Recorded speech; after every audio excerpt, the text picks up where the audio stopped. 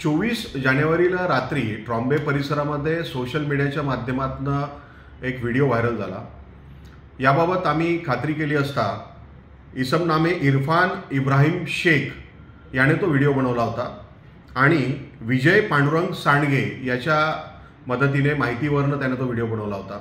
या व्हिडिओची माहिती या दोघं इस्मांना आम्ही ताब्यात घेऊन त्याबाबत विचारले असता ही माहिती पूर्णपणे खोटी आणि अफवा पसरवणारी असल्याचे आमचे निष्पन्न झाले। यावरनं आम्ही ट्रॉम्बे पोलीस स्टेशनला गुन्हा दाखल केलेला असून त्या दोघांची चौकशी चालू आहे।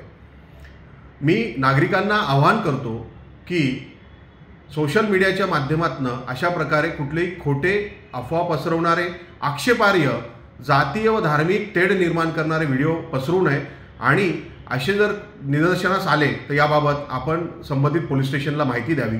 या पद्धतीने जर कोणी चुकीचे व्हिडिओ फॉरवर्ड केले अथवा पसरवले आणि अफवा निर्माण केला तर यांच्या विरोधात आम्ही कायदेशीर कारवाई करणार आहोत। जय हिंद।